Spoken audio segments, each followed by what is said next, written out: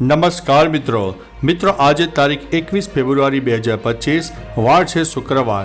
મહત્વની હેડલાઇન્સ ઉપર નજર નાખીએ તો ગોંડલમાં મકાન ધરાશાયી થવાની ઘટના સામે આવી છે। ત્યારે આગળ વાત થશે ખેડૂતો માટે સારા સમાચાર સામે આવી રહ્યા છે। વાત છે બજેટ સત્રની। ત્યારે આગળ વાત થશે ગુજરાતનું બજેટ અપડેટ પણ સામે આવી ગયું છે। આગળ વાત થશે બજેટ પોથીમાં આદિજાતિ તેમજ કચ્છની સંસ્કૃતિની ઝલક પણ જોવા મળી હતી। ત્યારે આગળ વાત થશે બજેટમાં ખેડૂતો માટે સરકારે તિજોરી ખોલી છે। ત્યારે વાત થશે ઘર બનાવવાનું સપનું હવે થશે પૂરું। ત્યારે વાત થશે વર્ષ 2025-26ની બજેટ પોથીમાં આહિર ભરતની વિશેષતાઓ સામે આવી છે। ત્યારે વાત થશે અંબાજીના વિકાસ માટે 180 કરોડની વિશેષ જોગવાઈ કરવામાં આવી છે। ત્યારે વાત થશે બજેટમાં મહિલાઓ માટે 100 કરોડની નવી યોજના સામે આવી છે। આગળ વાત થશે બજેટમાં શિક્ષણ માટે 59,999 કરોડ ફાળવવામાં આવ્યા છે। ત્યારે વાત થશે બજેટ 2025માં સરકારે અન્ય પણ મોટી જાહેરાતો કરી છે, કરીશું વિડીયોમાં ચર્ચા।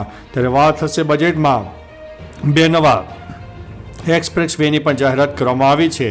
ત્યારે આગળ વાત થશે નમો લક્ષ્મી યોજના થકી 68,000 વિદ્યાર્થીઓને સહાય આપવામાં આવશે। ત્યારે વાત થશે બજેટમાં સુવિધાજનક વર્કિંગ વુમન હોસ્ટેલ બનાવવાનું આયોજન કરવામાં આવ્યું છે। ત્યારે વાત થશે લોન પર વ્યાજની સબસિડી હવે મળશે। હવે મિત્રો સમાચારો વિસ્તારથી।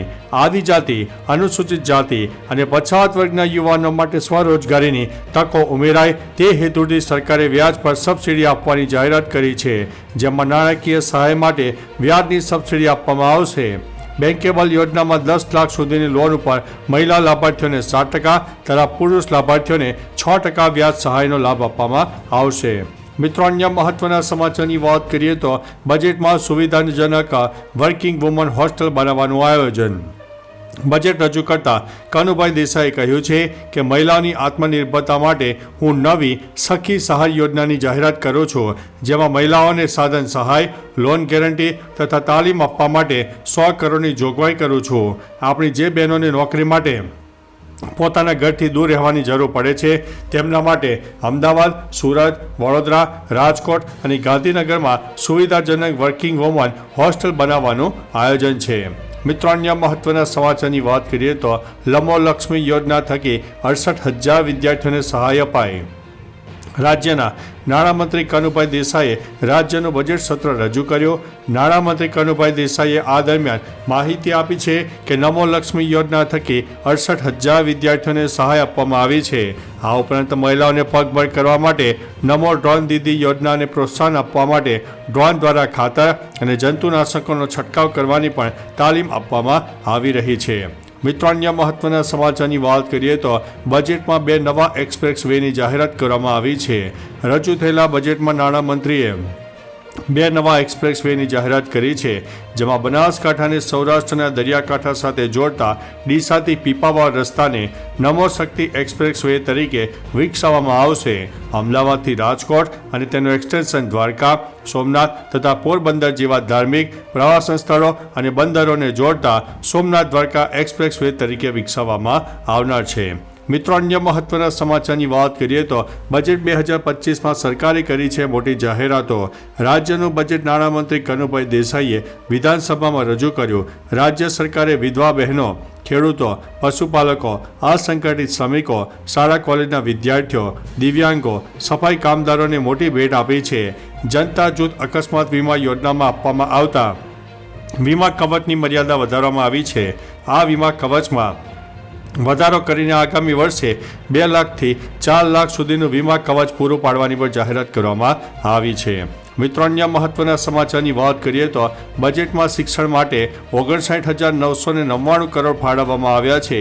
25,000થી વધુ વર્ગખંડોના માળખાગત સુધારણા માટે 2914 કરોડ રૂપિયા, નમો લક્ષ્મી યોજના માટે 1250 કરોડ, આરટી અંતર્ગત ખાનગી શાળામાં પ્રવેશ મેળવનાર વિદ્યાર્થીઓ માટે 782 કરોડ, નમો સરસ્વતી વિજ્ઞાન સાધના યોજના અંતર્ગત વિદ્યાર્થીઓને સહાય માટે 250 કરોડ, વિદ્યાર્થીઓને બસ પાસ ફી કન્સેશન માટે 223 કરોડ, જ્ઞાન શક્તિ રેસિડેન્શિયલ સ્કૂલ ઓફ એક્સલન્સ માટે 200 કરોડ, મુખ્યમંત્રી જ્ઞાન સાધના મેરિટ સ્કોલરશિપ માટે 100 કરોડ ફાળવવામાં આવ્યા છે। મિત્રો અન્ય મહત્વના સમાચારની વાત કરીએ તો બજેટમાં મહિલાઓ માટે 100 કરોડની નવી યોજના. મહિલાઓની આત્મનિર્ભરતા માટે બજેટમાં નાણામંત્રી દ્વારા નવી યોજનાની જાહેરાત કરવામાં આવી છે. નાણામંત્રીએ સખી સહાય યોજનાની જાહેરાત કરી છે, જેમાં મહિલાઓને સાધન સહાય, લોન ગેરંટી તથા તાલીમ આપવા ₹100 કરોડની જોગવાઈ કરવામાં આવી છે. મિત્રો અન્ય મહત્વના સમાચારની વાત કરીએ તો અંબાજીના વિકાસ માટે 180 કરોડની વિશેષ જોગવાઈ. ઇન્ટિગ્રેટેડ ટુરિઝમ ડેસ્ટિનેશન ડેવલપમેન્ટ હેઠળ મહત્વના પ્રવાસન સ્થળોને સાંકળતા 150 જેટલા રસ્તાના વિકાસ અને પ્રવાસીઓ માટે નવીન 200 AC બસો સંચાલિત કરવામાં આવશે. 51 શક્તિપીઠો પૈકીના આદ્ય શક્તિ માં અંબાના ધામ અંબાજી વિકાસ માટે 180 કરોડની વિશેષ જોગવાઈ કરવામાં આવી છે. આમ રાજ્યના તીર્થસ્થાનોની માળખાગત સુવિધાઓમાં વધારો કરવામાં આવશે. મિત્રો અન્ય મહત્વના સમાચારની વાત કરીએ તો વર્ષ 2025-26ની બજેટ પોથીમાં આહિર ભરતની વિશેષતા. કચ્છની પ્રખ્યાત આહિર ભરત કલા કોટનના કપડા ઉપર ઊનથી ભરવામાં આવે છે. આ ભરત ભરતી વખતે ઉપર અને નીચે એક જ સરખી ભાત પડે છે અને તેની ગાંઠ પણ દેખાતી નથી. મોટાભાગે આ ભરત બહેનો દ્વારા ભરવામાં આવે છે. કચ્છમાં લગભગ 100 થી 150 ઘરોમાં આ ભરત ભરવામાં આવી રહ્યું છે. મુખ્યત્વે ઢોરી, સુમરાસર, કુનુરિયા, કોટાઈ અને ધ્રંગ જેવા વિવિધ ગામોમાં આ ભરતકામ થઈ રહ્યું છે. મિત્રો અન્ય મહત્વના સમાચારની વાત કરીએ તો ઘર બનાવવાનું સપનું પૂરું થશે. બજેટમાં નાણામંત્રીએ કહ્યું છે કે ઘરનું સપનું સાકાર કરવા માટે સરકાર આગામી સમય માટે 3 લાખ આવાસ પૂરા પાડવાનું આયોજન કર્યું છે, જેમાં ઘરનું ઘર સપનું સાકાર કરવા માટે ગરીબો માટે સરકાર 3 લાખથી વધુ આવાસ બનાવશે.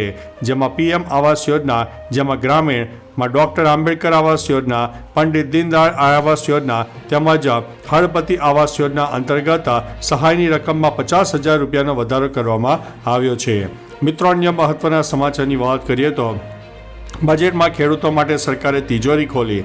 ખેડૂતોને દિવસે વીજળી આપવાની કિસાન સૂર્યોદય યોજના માટે 2175 કરોડની જોગવાઈ થઈ.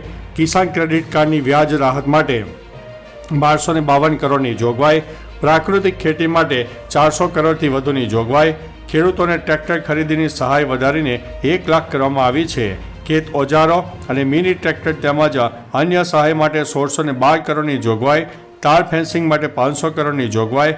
ખેત પેદાશોના મૂલ્યવર્ધન માટે 100 કરોડની જોગવાઈ કરવામાં આવી છે. મિત્રો અન્ય મહત્વના સમાચારની વાત કરીએ તો બજેટ પોથીમાં આદિજાતિ તેમજ કચ્છની સંસ્કૃતિની ઝલક જોવા મળી છે.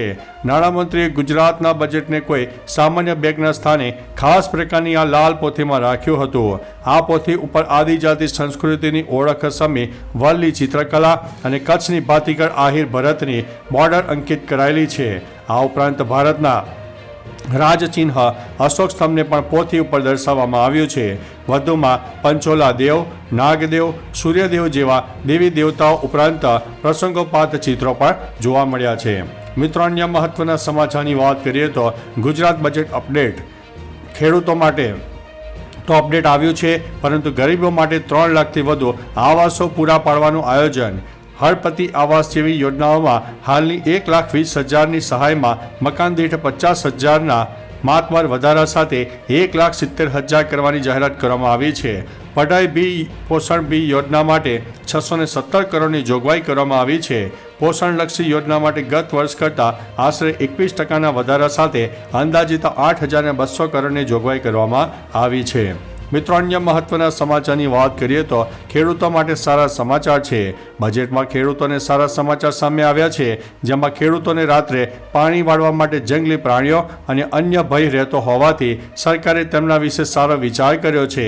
સરકાર હવે રાજ્યના મોટાભાગના ખેડૂતોને હવે દિવસે વીજળી આપવાનો નિર્ણય કર્યો છે, જેમાં 97% ખેડૂતોને દિવસે વીજળી આપવામાં આવશે. જેના માટે બજેટમાં 2175 કરોડની જોગવાઈ પણ કરવામાં આવી છે. બીજું કે ખેડૂતોને ધિરાણની રકમ ₹3 લાખથી વધારીને 5 લાખ સુધી કરવામાં આવી છે. મિત્રો અન્ય મહત્વના સમાચારની વાત કરીએ તો ગોંડલમાં મકાન ધરાશાયી.